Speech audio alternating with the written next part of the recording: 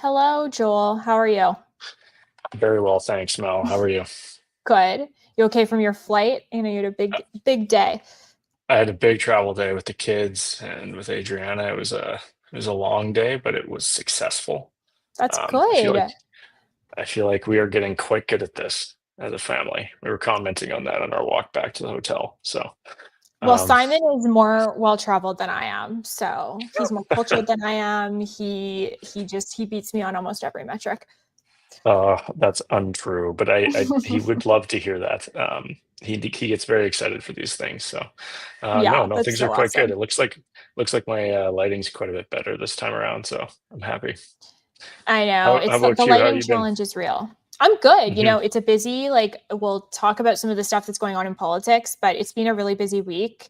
Feel a little bit like I've been shot out of a cannon the last few weeks, but I think that's good. There's just lots going on and lots to understand and lots to unpack, but I mean, it's good. I mean, I like being busy. I find the days go by way quicker and just feels, the feeling of actually having accomplished something at the end of the day is like, Mm. doesn't matter how successful you are, that always hits, as they say. No, there's few things that feel better. Yeah. I will say that I'm excited for this conversation because I got off the plane and I had quite a few messages from people asking, like, "Have you been on Twitter today? Have you been on Twitter today? Did you see Yeah. this?" And I had a lot of screenshots, and I was looking through our doc, and you actually had one or two of them yourself. So I'm hopeful that you're going to be able to keep me abreast of what's happened in the last 48 hours. Whereas I think I'm going to talk a little bit more broadly about where we've been the last 2 weeks from a market perspective and that sort of stuff. So should Yeah. I kick it off or what? Yeah, let's do it. Let's dive in. All right. Um, so I think the single biggest question that's on everyone's mind right now is like, are we in a AI bubble?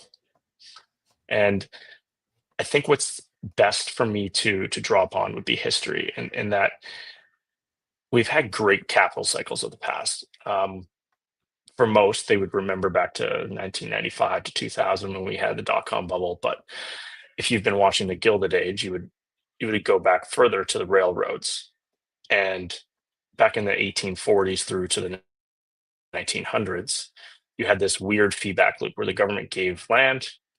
They announced a route that would be planned, either going west, east, south, north. You'd have speculators who would drive up the land prices around that land and that route, and then that would create this territorial development. And this thesis would continue to fuel more railroad construction and more, we'll call it gambling on the price of land. And inevitably, it came to a halt and everything blew up. There was no need for additional rail. However, it built arguably one of the most important pieces of infrastructure in America and even broadly across Europe. Right now, we use it to full capacity. Right, the only way where you see any sort of growth for CN Rail and CP is if they were to double up the cars on top of their trains. So it is incredibly important. However, it took hundreds of years to utilize that all out. Same thing sort of happened with the telecom bubble in the 90s. Like, company would announce a network build out based on a a doubling of internet usage, and this would continue to kind of double upon itself. You'd have new internet usage. We'll have metrics that would come out and that would read, we had this many more people using internet this month, and then more next month. It would double and it would double and it would double, and this effectively created this fevered investment into networking. And this inevitably blew up in 2000, caused a massive recession. And I think today we are of the belief, a lot of market participants are of the belief that there is a new AI bubble. But I think it's important to identify a few things because right now, I don't believe that our AI build out is anywhere near where we were previously. And while there has been some, we'll call it signals that look similar, we aren't quite there yet. There's still a real bottleneck in the market.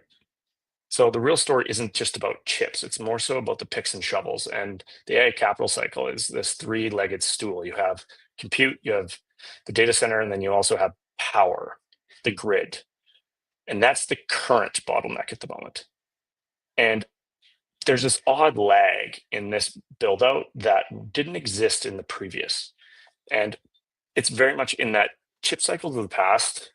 Like if you think about even the chip cycle that we just went through with from 2000 to 2023 with the massive build out in cars.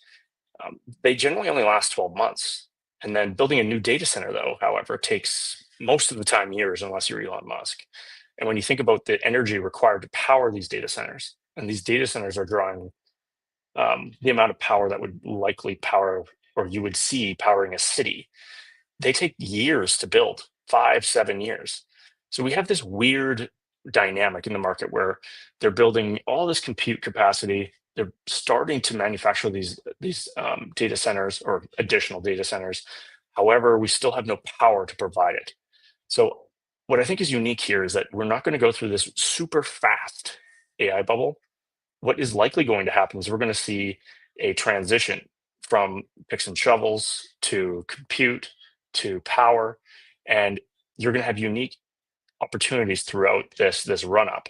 Well, yes, does this likely end in some form of bubble? Yeah, probably. If you're looking at the past or as history as your tell, yes. But I think truthfully, we're not quite there yet. So there's this weird market dilemma right now where you have this multi-year build out in AI. It's got an odd, however, economic backdrop. So last week we had the Fed chair, Powell, who basically admitted that the FOMC is torn. They have what they're seeing is a deteriorating employment market. However, they're starting to see an uptick in inflation in the price of goods. And this weakening labor market has caused them to react.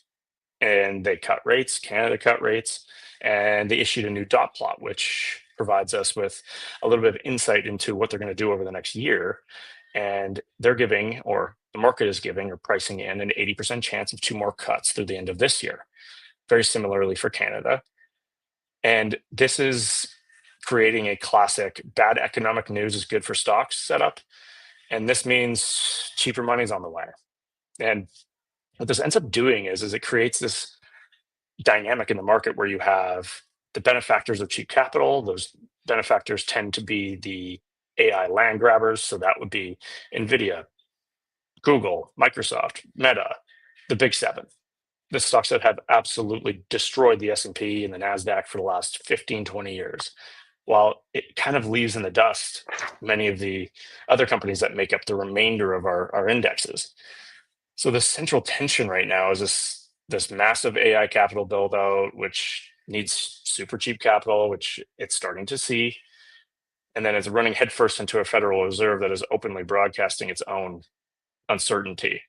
And so which force wins? Can AI continue to push the market higher, or is the economy going to fall apart? Is there going to be an economic reality that differs from what the stock market is currently signaling? So, I mean, it's really difficult to say. Are we in a bubble? Is the economy still strong? This is where investors, entrepreneurs, business owners need to start to kind of get a feel for where we're at. And I think interestingly, if you were to then take this back up north to Canada, what we're seeing is something fairly similar. When you look at Alberta more directly, I think our unemployment rate hovering in the eights is not unnatural or odd. However, the companies that are operating in our province are doing particularly well, and prices for commodities are holding up. Sadly, I think our province is running a deficit that they weren't expecting, but generally speaking, there's a lot of employees, there's a lot of business that's going on. It feels like we're doing well. However, if you go east, I think we're starting to see a fracturing of things. You started to see Premier Ford talk about how there needs to be more cuts. Canada feels quite a bit different than the United States in the type of success that we're seeing. However, the way in which its economy is fracturing is very similar. So, Mel, I'd like to throw it back at you, kind of either pinpoint something that you want me to add on to, but or kind of discuss more the political side of things. Yeah, I mean, I think that's really interesting it's so interesting too, because I always think about this in terms of like bubbles, whether we're talking about an economic or a financial market bubble, or social bubbles. Because I mean, we could have a whole other conversation about whether or not, certain things are happening without the sort of typical cause and effect levers or signals that we're used to. I guess, like, what are the elements? You talked about the three-legged stool there. I feel like there's so much we could unpack in terms of like the data center stuff. I don't know if we talked about this last week, but might have actually been after, but Alberta has actually added a 2% levy to certain data center projects, which is a change from, we could chat more about that, but I think that the audience would be Yes, interested. let's make us less competitive with the United States. Yeah, and I don't know, even I think it's just a certainty thing, right? Like, I think it's just when you open the floodgates for investment and sort of like change the dynamics, whether or not that levy or the thing that you're doing is in fact good policy. It's that difference between public relations and public policy, I guess. So I won't get into too much about that, but what would you have to see in the next 6 to 12 months? And maybe that's not a long enough cycle, but what would you have to see in the next 6 to 12 months to like confirm or detract from the idea that we are in a bubble? And we were talking about a bubble. You're talking, I mean, I'm not the financial expert here, but you're talking about stock market, right? Like you talked in your first sort of. Exactly. So you're talking about these, because I mean, I hear, maybe you could talk a little bit about what we're expecting to see this fall, et cetera. But like, what would you have to see in the next 6 to 12 months for you to feel like there is or is not a bubble, I guess? Like, what are the key things that you're watching? Interestingly, it has most of this has to do with the deals that are being struck. So just 2 days ago, I think NVIDIA committed 100 billion to OpenAI. OpenAI is committing 100 billion to Oracle, and Oracle buys 100 billion worth of NVIDIA chips, and it's this like circle. And these sort of features cause bubbling in prices, because if you cannot justify the AI revenue from OpenAI, because currently OpenAI is raising capital from the market based on the future opportunity of perhaps generating significantly larger revenues. It's kind of like Uber. Yeah. Everybody remembers how Uber was Totally. driving demand. They were giving away free rides. Totally. And they did that for a long period of time. They were running negative economics on their business model for a long period of time. Currently, OpenAI is running negative economics on their models. The same thing could be said for Google, but Google also has uniquely something that OpenAI does not have, and that is a positive economics business model that supports it. So does Meta or Facebook. So does Microsoft. And right now, you have a change or a step function change in the way in which the market was treating this cycle, and we just hit it. When we heard Oracle, which pushed the Larry Ellison to being the richest man on earth last week or 2 weeks ago, I don't think he is anymore because Tesla's gone up 20% since then. But what we had ended up hearing from them was that Oracle was shifting from being a positive economics business to one that was issuing debt and equity, raising capital to buy and build out an infrastructure that they aren't so certain has a business model yet. Yeah. And that step function from being driven by the largest businesses, so Facebook, Google, Microsoft, financing this AI drive, to a more speculative side where they're now issuing debt for the future, means that these companies that were financing this all on earnings and revenues that were real and business models that were incredibly profitable, they're now going to have to chase. Yeah. So now it's game on. So are you looking at the fundamentals then of these companies? Like, if this is going to be huge oversimplification, but the way that I'm Yeah. hearing you say this is you're looking at sort of all of the players that are playing and funding this space and Mhm. looking at the fundamentals of what their balance sheets look like and what the sort of results yield. I guess my question They're is going to like, spend beyond their return on invested capital sightlines, and that is a new change. do they Just have strategically like a sense of like, yeah, we're going to do this for the next 18 to 24 months and we expect in month 25 for this to change? That's, I think, what makes it no, so they don't. scary They is don't. that you They don't don't. even give that. They don't give Exactly. that So sort of you insight. don't know like how long should we, when will we, you know what I mean? I think that's what makes it really interesting is it's like, when will we actually know whether we're ahead or behind of like what some of these companies intended? And I think it's just such a new Oh, space that and this is it's hard to where say. what's shocking is that this is going to turn one way or the other so quickly. If Yeah. we see a if we stop seeing a improvement on outcomes of our AI models in terms of a speed in which they're deployed. So seeing, as an example, Gemini 3 Yeah. came very quickly after Gemini 2.5. ChatGPT 4.5 or IO or O3 coming very soon and after, very quickly after each other. Those models also need to be significantly better.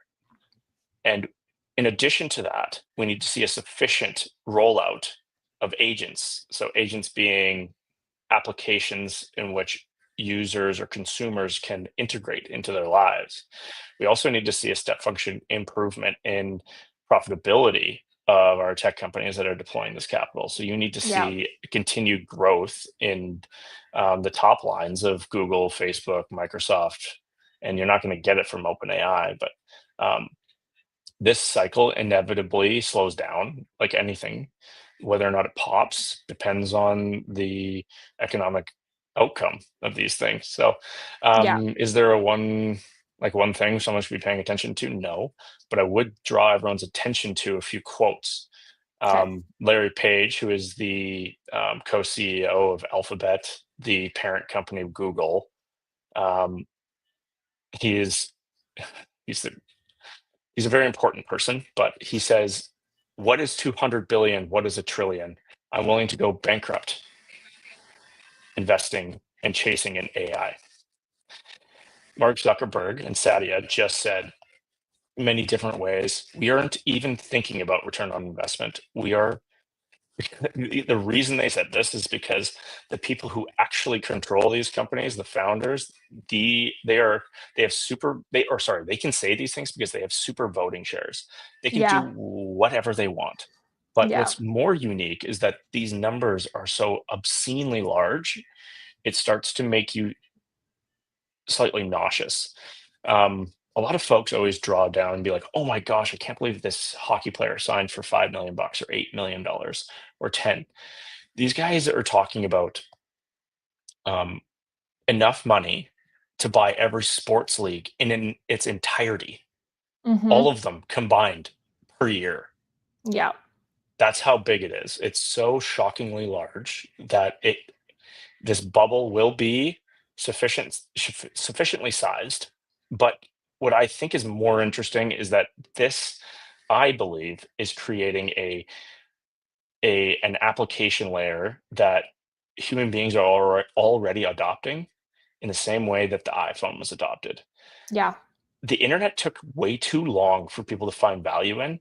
I don't think that's the case with this, at least And not I right think you're now. also going to see just like a generational difference in adaptation. Like our generation is the last generation that sort of went through middle and possibly high school without smartphone technology, et cetera. And so I think that baked into our expectations of growth, speed, all of these things is just like we're a little bit more comfortable with things changing more quickly. I think that's a sociological factor. I do think it's interesting though, and then we'll move off this point because I could probably talk to you all day about just this one topic. But I do think it's interesting in terms of you're talking about all these big numbers. I think it's the growth rate at which this is happening as well. Like there is no world within which like this doesn't, at some point, the marginal increase doesn't get smaller, right? Like there's no It's the world law of big within. numbers. That's the thing. And so it's like, it's not really a matter of like if there's going to be a shift or if there's going to be like a slight pop in a bubble, even if there's not like a full bubble. It's really a matter of when. And I think, I mean, I won't speak to your business on investing and finance, but in my business, I always look at risk in terms of just the likelihood, the size, and the velocity. So what's the likelihood that something's going to happen? Rate that on a percentage. How big is that change going to be? You do that subjectively for your business. And then the third metric of how quickly is that going to hit if it does hit, and how much time will I have to respond and pivot accordingly, right? And so I think it's really interesting. You can think of political risk in that way, but certainly you can think of financial risk in that way too. I just think it's fascinating. No, I completely agree with you. You summed it up quite well. I think that applies in anything. Speed of change, up Yep. and down, is what Yep. causes these issues and cracks. It's no different than building roads. So I want to get a lay of the land in geopolitics and politics. Mm-hmm. Please tell me what's happening. Okay, there's a lot going on. I was like trying to, we were chatting a little bit before this, and I was trying to sort of contextualize Prep everything me. that's happening. I think I'm going to start large and then come down to Alberta. So I think I'm going to start sort of international and then narrow it down, because I know a lot of your listeners are in Alberta. So I think looking sort of geopolitically, I don't want to get into sort of any like specifics of many of the things that are going on in the world, but I do want to draw just a bit of a observance and insight and pattern that I'm seeing in terms of foreign policy, what's going on geopolitically. I think I distinctly remember in 2021 sitting, it's like August of 2021, the 2021 federal election. Then Prime Minister Justin Trudeau was announcing the federal election. It was a snap election, and it's like on the screen is him announcing this and going into an election, and Kabul being evacuated as the United States pulls themselves out of Afghanistan. And I remember like starting a Substack draft then. I still have it. It's not being published, but it was titled, "Do you care about foreign policy yet?" And I started to write that because I feel like there have been long periods of our life, certainly for millennials in our age group, we've grown up in this world and this experience of geopolitics where we have experienced a relatively calm geopolitical environment. We, in the 80s and 90s, of course, there were conflicts and there were things that heated up, the closing of the Cold War, all of these things. There were things that were happening, but I am seeing the kinds of like seismic shifts in geopolitics and global politics today that I don't think we all fully appreciate. And I don't think we actually know how to handle either, because we're not used to that type of reality. There's a quote, I'm going to totally butcher it, but it was like, something about like generations that went to war create like stronger generations, create easy, and I feel Weak like, men create. yes. And I feel like Hold we're on. very, very much in that state right now. Yeah, you pull it up and then you'll quote me directly on it. Hard times create strong men. Strong men create good times. Good times create weak men. And weak men create hard times. Yeah. So I don't want to get into the specifics of like the things that are happening, but I want to, in the slightest, kindest way, encourage everybody to just, as much as we're paying attention, and we're going to drill down a little bit here to what's happening federally and provincially and municipally, but as much as we can, I think we're not in a place right now in geopolitics where we can just completely ignore what's going on in other theaters and other conflicts. And because we still do live in a world where there are great powers, arguably competition for who's in that great power space among some of the sort of large countries like United States, China, Russia, et cetera. But I would just say that what does that mean for Canada? I think Canada has had for many years, perhaps not in the last, decade or so, the luxury of sort of asserting our foreign policy in a way that's we're thinking about our allies, but we're also just thinking about ourselves in terms of like what we want to be, where our positions want us to be. But I think that we are in such a fragile state in the world right now that I think the question that I asked in 2021 to myself in an unpublished Substack of, do you care about foreign policy yet? I really think that it's important for all of us to start just paying attention. And I am not saying you have to think one way or another way on any issue. I think that the most important thing that we could do is just pay a little bit of attention to what's happening, because as much as it may be frustrating or confusing or scary, I think that there's so many ways in which what's happening around the world is impacting us here. We talked about tariffs last time. We see Donald Trump through his primary form of creating and enforcing government policy, Truth Social and X. We see him just commenting about, some of the decisions that Canada has made on the foreign policy file, perhaps impacting CUSMA and USMCA negotiations. And so I just think that foreign policy and that politic is so much more linked than we think to domestic policy and economic policy and even to a certain extent markets. And so that's just like my little call out for today is to just sort of pay attention. The UN right now is in session for their annual general meeting in New York. You see Carney with some of the things that he's doing in terms of appealing to Europe and some of the sort of foreign policy decisions that he's making with Canada. And I would just say that Canada, I think, has to really decide what our top priorities are. And I think many of them should probably be economic because of where we are in the need to build leverage with the United States and other jurisdictions to really be more independent economically and more self-sufficient economically. It's never going to be completely divorced from US because they're such a close trading partner. But I do think this is important. And I think that we have, in all the efforts that we're making or that Canadians are making to appeal to the United States by working with governors, members of Congress, senators, et cetera. We've got midterm elections coming up next year in 2026, about a year or so away. I would just say that we want to make sure that whatever it is that our priorities are, that we're focused on those things, and that we're not maybe unintentionally getting in the way of some of those efforts. And I think foreign policy has a big role in that. So that's all I want to say about that. But I just want to urge people to sort of think and pay attention to what's going on. And of course, you can ask us questions if you have them. But that's definitely been on my mind on the geopolitical side of things. I don't know if you have anything to add to that, but just wanted to. I have nothing to add, but I do have a question, and maybe this is like more of a comment than anything.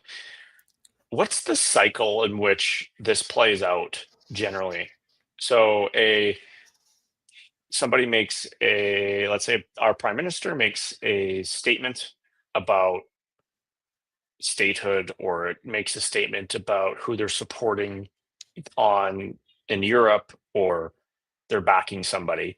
How quickly does that tend to roll through in the past anyways, and start to filter into provincial and municipal politics and trade deals?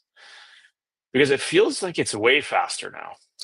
Yeah, and maybe this is just how Trump deals with things, but I think it's probably a combination of both. I think that where we are, I mean, I am not a historian, but I like history and I like paying attention to cycles and what's going on. I think that I see a lot of, I don't even want to say this because I don't know if it's going to be totally accurate, but this is how I think of things. And you can choose to think of things however you want. I see like these cycles as being like 80 to 100-year cycles, right? And so if we think of like, 80 to 100 years ago, we were in two great wars, basically. And if we think about, not to get into a whole history lesson, but if we think about what those wars were being fought about, and I'm not suggesting we're heading to war or anything like that, but if we think about the issues that those wars were fought about, World War I was fought based on basically ethno-nationalist conflicts that had nothing directly to do with Canada, but Canada was drawn into that in that way. That's how that war started. And then World War II was obviously, I mean, a lot of people can have a lot of different reasons, but it was obviously standing up to expansionist powers in Europe that were obviously doing crazy and terrible things as well. So I just think that, like, when I look at, you don't have to look at like the specific events, but when I look at themes of like regional conflicts, great power competition, economic uncertainty and precariousness, shifting of technology majorly, I do see this, if we're to learn from history, I think I just would say that we see World War I as being the moment where Franz Ferdinand is shot in Sarajevo, and that starts a whole chain reaction of things. But like, it never just starts there. And so I'm not trying to be alarmist and say that we're heading one way or another, but that is why I think that paying attention to foreign policy and the patterns of what's going on is really important, because I think some people just don't even, sometimes we're just like in a wave and we don't even know where we are The in that wave. domino effects of big yeah. events are interesting and important to watch. I Yeah. think you made some really interesting, we'll call similarities between our 2 points in time. I would add that a technological paradigm shift tends to cause large swaths of the population to be replaced or pushed into an uncomfortable position. And I Their find, jobs, you mean? yeah, Yeah. definitely. And those things often cause things to speed up. Yeah. So obviously something I'm paying a lot of attention to. Mel, I'd like for you to get a little bit closer to Alberta or Canada. Yes. Where are we at? Okay. So I don't want to get too much into what's going on in the House of Commons right now. They returned on September 15th. There's some interesting stuff going on right now, but I think the big takeaway from the last time that we chatted is that we now know that we're going to have a budget 2025 presentation on November 4th. So that will happen, and we'll get just a better sense of what's going on from like I said in our last episode, I don't think that we're going to see the kinds of 7 to 8% operational cuts that Carney has promised are coming. I think we'll see that in budget 2026 in the spring. But this budget, I think what I'm really curious to get a hold on is just the underlying economic foundations that the government's going to put out. So, we mentioned rate cuts that are happening in Canada. Like the way that the Bank of Canada is setting rates is a little different than the United States, namely because the Bank of Canada has a mandate to manage inflation, whereas the United States has a mandate to manage both inflation and unemployment. And I think there's some interesting unemployment data that's coming out of last month's report. So Canada's unemployment rate right now is 7.1%. That is up from 6.9% in July. So these are August numbers that we're using because that's the most recent data. If we look more specifically in Alberta, that unemployment rate's at 8.4%. You mentioned that earlier. And interestingly enough, youth unemployment is at its highest level since 2010. And so that's about 14.6%. And so we're seeing definitely those early signs of unemployment. And that youth unemployment rate is bad everywhere. Yeah, it's really bad. It's really bad. And we can get into talking some of the issues of that or some of the reasons for that. But the unemployment rate, I think, is something that I'm very keen to sort of watch and see whether or not what comes out of budget. As well, I want to draw some attention to population growth and changes because I think the two are obviously really related. We were having a really interesting conversation this weekend about just like having kids, and it was a big group of us talking about like starting families and all of this kind of stuff. And so I just thought this was really interesting.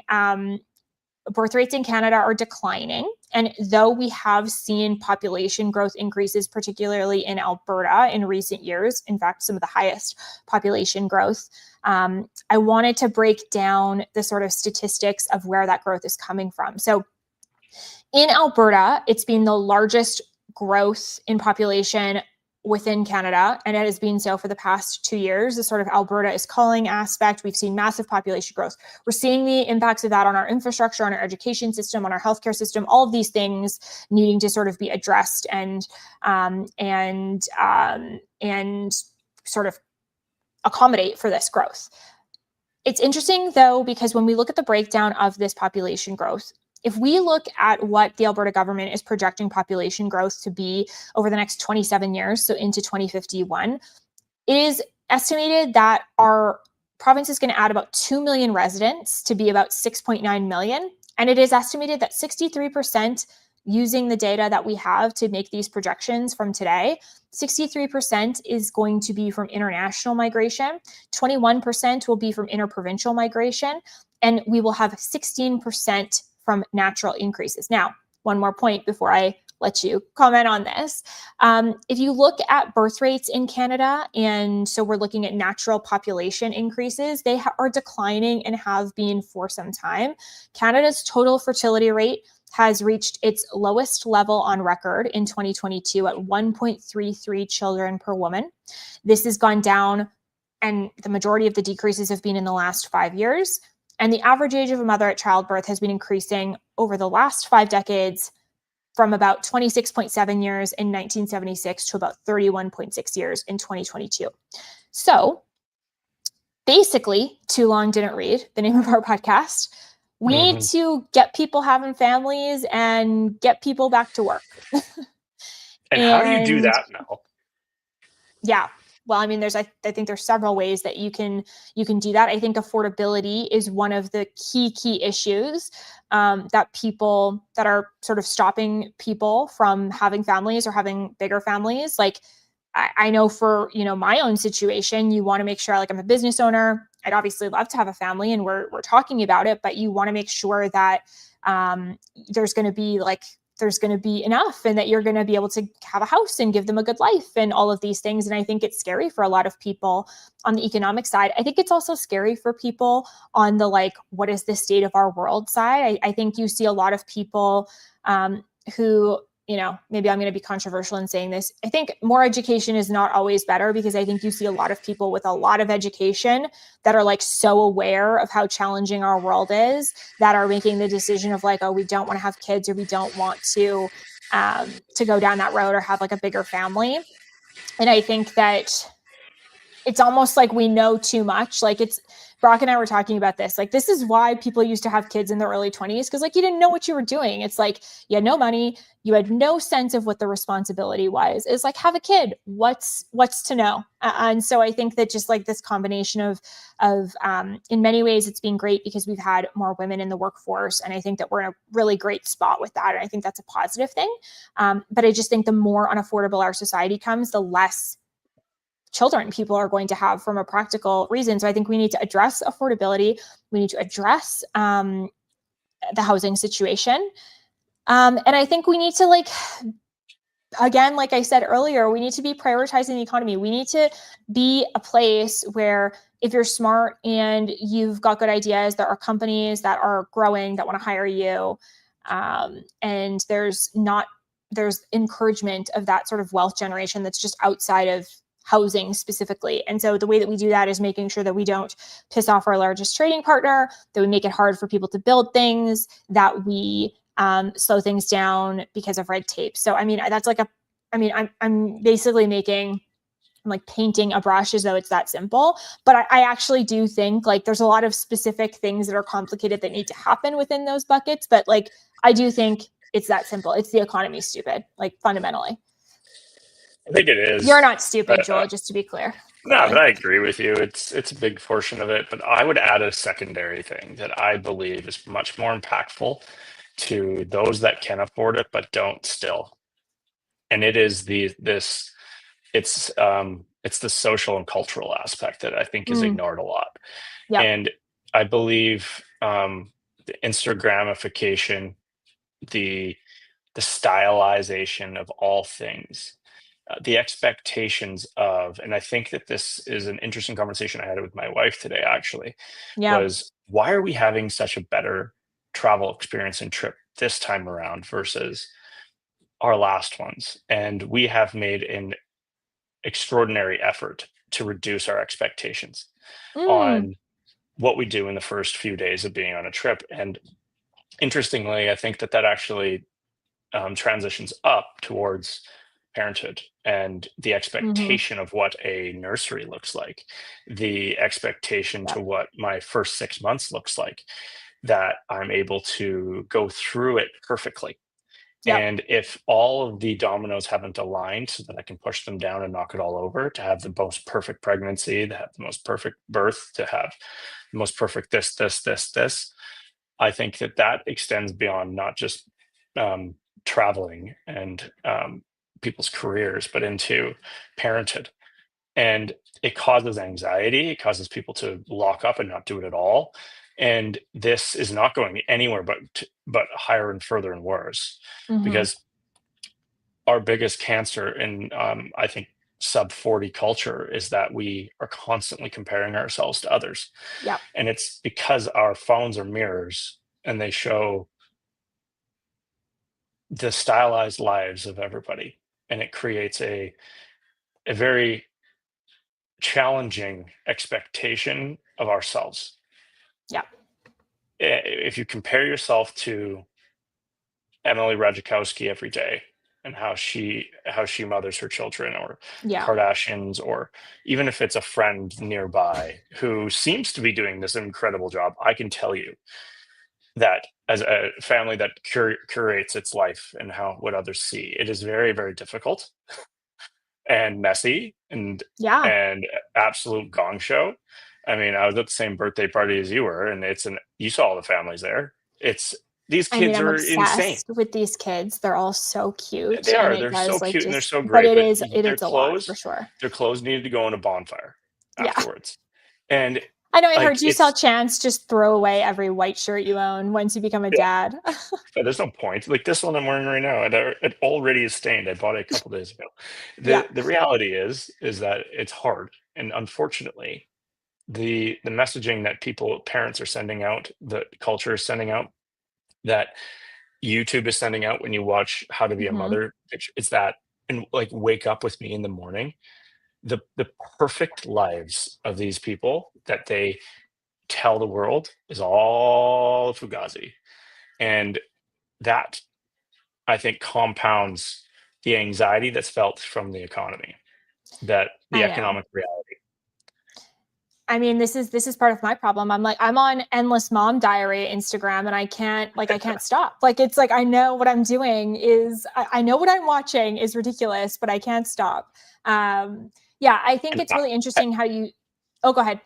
and I've spoken to mothers that had this high expectations, and then they've gone through the first 6 9 months, and they're like, it is, how come mine wasn't perfect like theirs? And you have to just tell them, like, that is all BS. All of it is. Totally. So whenever the only advice I give to new parents is to ignore that stuff and to just understand that you're going to make the right decisions for your kids because you're a good person, and like ignore everybody else's advice.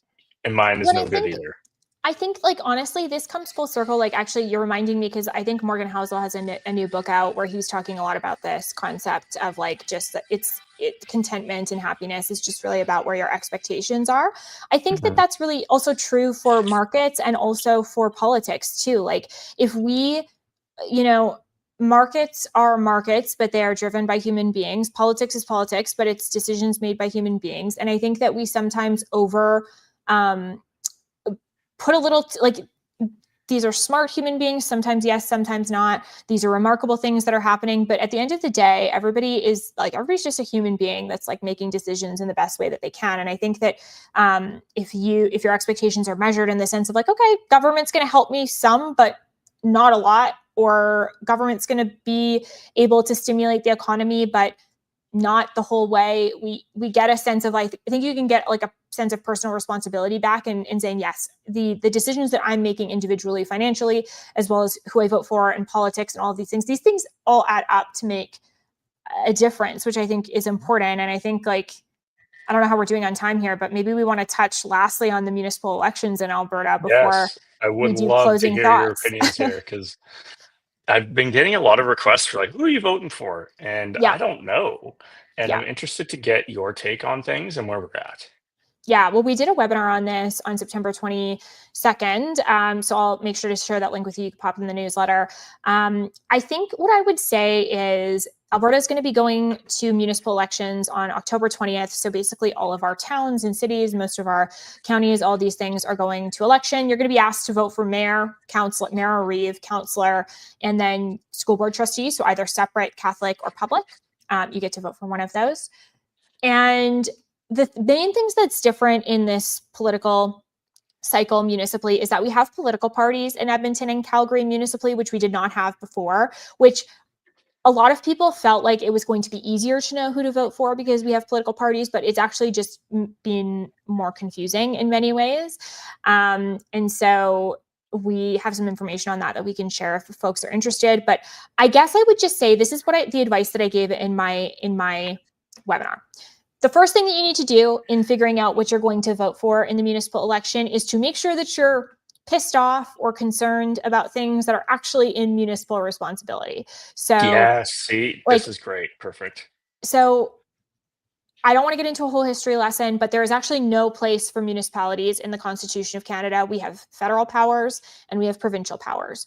And municipalities have delegated authority from the provinces within which they reside. So the city of Calgary or the city of Edmonton has delegated authority as a municipality from the province. It exists as a creature of the province, which means that the province gets to decide the things that it has control over or is responsible for. And so that is a pretty narrow list of things that involves like property taxes, zoning, policing, garbage pickup, community centers, and some like local roads and public transit. So again, make sure that the things that you write a list down of all the things that you're pissed off about with government, and then go online to municipal responsibilities or just like the Constitution of Canada and make sure that cross out every single thing that has nothing to do with municipalities because you're going to waste your breath with candidates. Then of the things that you have left, go ahead. I have to ask because this is Yeah. what everyone has mentioned, um, especially locally in the Edmonton area. Who am I voting for if I care about um, safety of our streets? Is it federal? Is it municipal? Is it You're voting provincial? municipally. I mean, you're voting. So there's a few elements to that. The criminal code is a federal piece of legislation. And so what is a crime?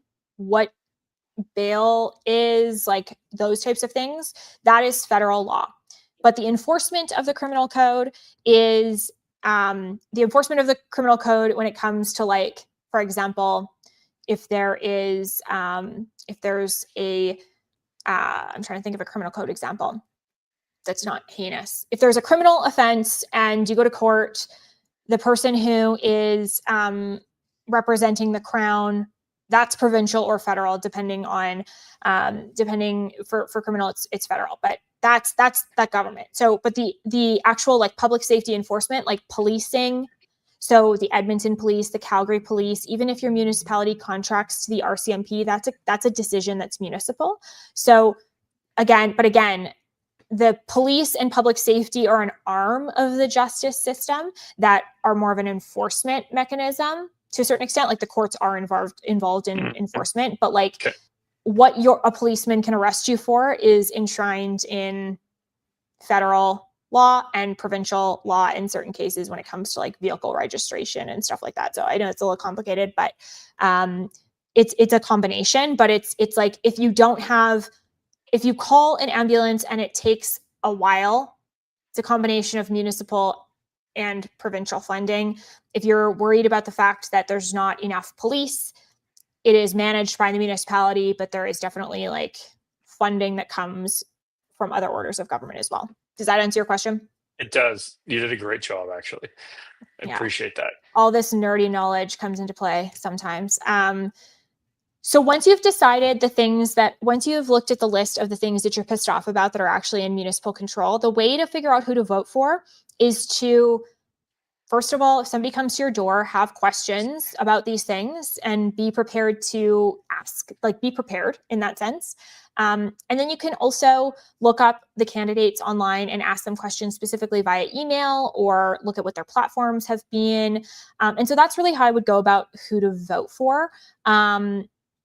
In a very overly simplistic way. But you need to know what the issues are that are important to you. If you live in inner city Edmonton or Calgary and you're like, I don't like blanket rezoning, then like maybe that's your priority and you focus on that and you vote for that.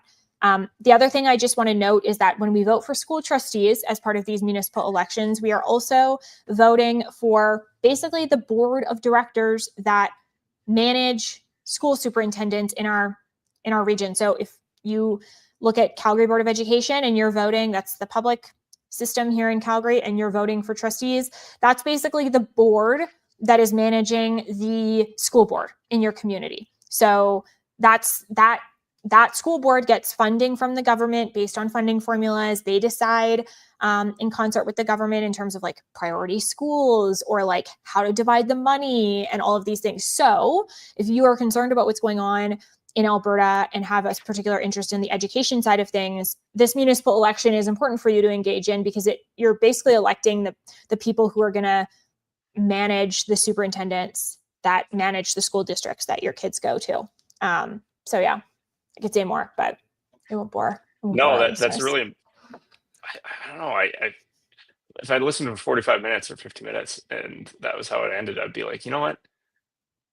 Nothing there that Mel talked about wasn't important for me, and I that's the whole point. So I know for myself it definitely helped, but more broadly, I'm often caught in this position where what am I voting for this time around? And obviously I've moved, and if I really had the choice, you know what I would really want to vote for? I would Tell me. love to see the expansion of the city limits of Edmonton from a tax grab perspective to move east. Yeah. Yeah, That and I has don't to think I do can so vote on so that. interestingly enough, that is a provincial decision of how like annexations Okay. happen. That has to be approved by the provincial government. But I suppose that you could vote for a council that seeks to pursue that. But that's technically not a municipal approval Okay. thing. Creatures of the province. Okay, last thing on municipal voting, like ID requirements have changed for this election. So you need to Okay. register to vote municipally, or you need to show up with government issued ID. Vouching is not going to be the same as it used to be. So just like make sure that before you go to the polling booth, you're bringing the right ID with you or you are registered. So if you don't receive a card in the mail, you can still vote. It's not like there's whatever, but you can't just like show up without your ID and you're not on the voters list and like have somebody vouch for you anymore. So just make sure that you're bringing the right ID to vote municipally. When are we voting? 24th? I think we have another show before then. So 20th, 20th? Okay. Monday. Yeah. All right. Cool. Well, Mel, I don't really have much more to add, but I do appreciate you taking the time, and it was really good chatting. We will touch base. When's our next show? 2 weeks. When is 2 weeks? So like October 7th? That sounds right. That sounds right. Yeah, so we'll have a Perfect. show on October 7th and then a show one day after the municipal elections. So we can debrief on that That'll as be well. really fun. That'll be great to touch on. Cool.